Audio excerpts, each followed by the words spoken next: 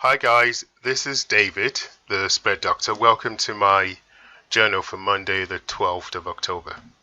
And today is Columbus Day in the US. It's a holiday of sorts. Not everyone has it as a holiday, and I never quite understand these partial holidays.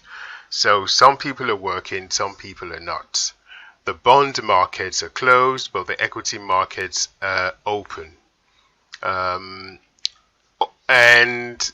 because of the partial holiday, the overall volume traded in the equity market was on the light side today.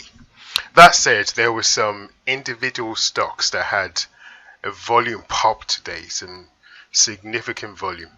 And as you can see from the heat map, the tech sector dominated today's session. Apple is up by about 6.35%, Facebook up 4.2%, Google, Amazon, you get the story. So Apple and Amazon were the main two stocks that dragged up the rest of the tech sector.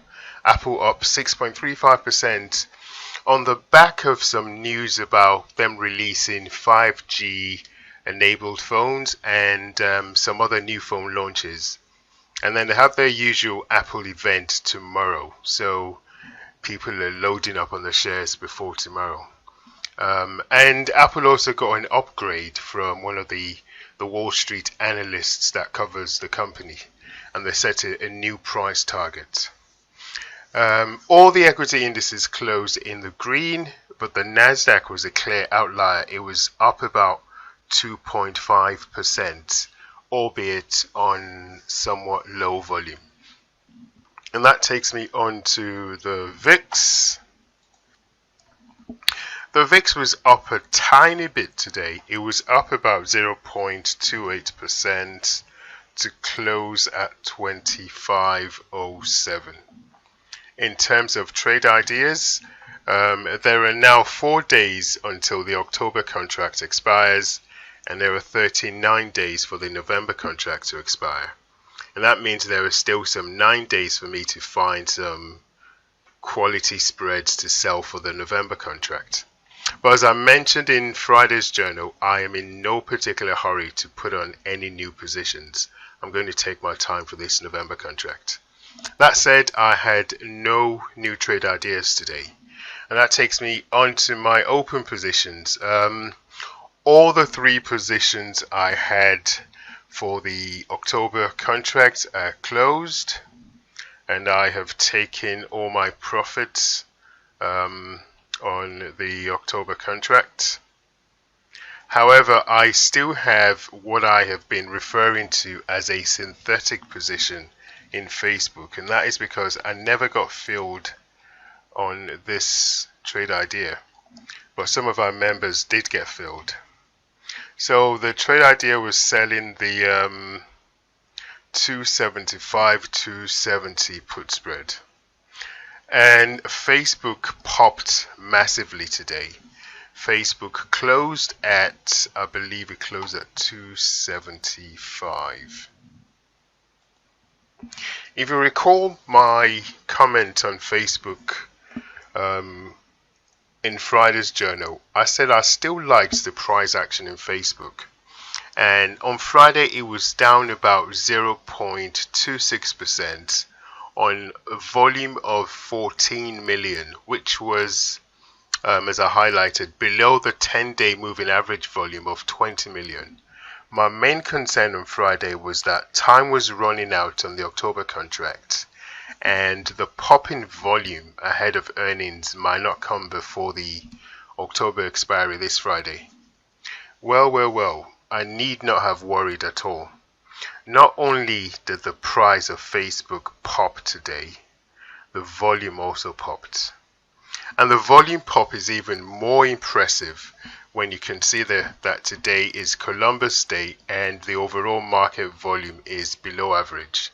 So Facebook popped on, so the 10-day moving average volume of Facebook is around 20 million shares. On Friday it traded 14. Well, today Facebook traded, where is it? Facebook traded 31 million shares.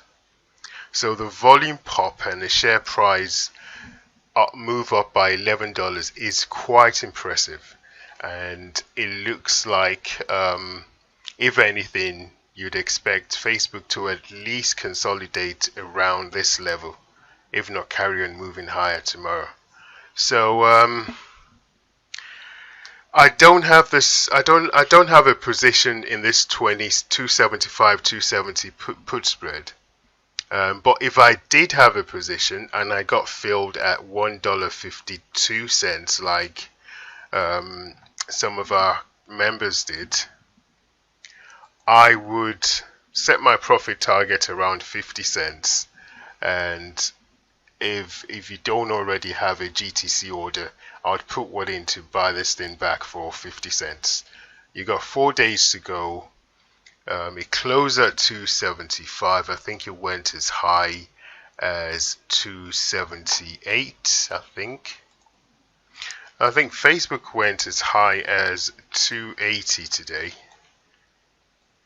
So I would put in my GTC order around 50 cents to buy back this spread. Or, you know, if you're kind of risk averse guy, I'll put it in at 50 cents. I'll leave it at that. I definitely know some trading friends who would hold this thing on to Friday and just try and get it to expire worthless and keep the entire credit. I am not that way inclined. I would rather close it and take some profits instead of risking everything and being glued to my screen for hours on Friday. But it's down to you. It looks like the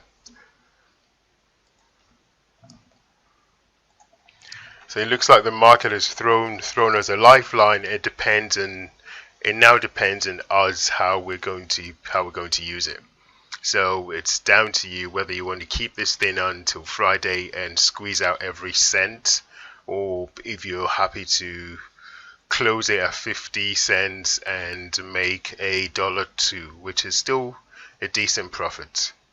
And that takes me onto my watch list. My watch list for today is pretty much, I think, the same as it was on Friday.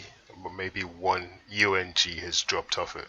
I've got CVAC, TAN, ARKK, SLV. All four of them have high implied volatility, and that's why they made it onto my list. And that brings me to the end of the journal for today. The main highlight for today is that I am going to try and wait as close as possible to the 30 days until expiry for the October contract before I sell any spreads in the November contract. I am not going to rush into it for reasons I explained on Friday. I hope you enjoyed listening to my journal. Leave any questions or comments below and have a wonderful day and a wonderful week. Goodbye.